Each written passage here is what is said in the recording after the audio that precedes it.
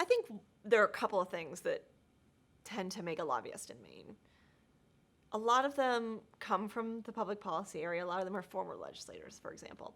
And certainly that's great, right? I mean, they know everyone in Augusta and they're plugged in. But I actually think that working with a former legislator has its detriments because they're friends with these people and it can be hard to challenge your friends, or you can have a different perspective. They're still stuck in the building looking out. And I think what's unique about my position is that I grew up in Maine.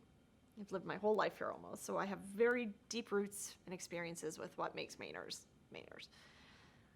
And I know that they like honesty and they like truth. And they want the facts. And I think that's something I'm good at presenting. And I think I have an ability to connect people in a way that not everyone does. And I think some of that is just being from Maine and being the kind of person that likes to hear different viewpoints and figure out where everyone's coming from and find a path through the middle. It's fun. It's like a puzzle that you're trying to solve.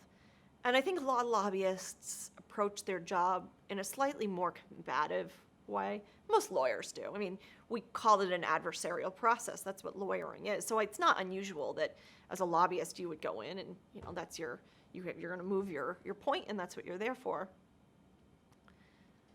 But I think in the old vein, you tend to catch more flies with honey than with vinegar.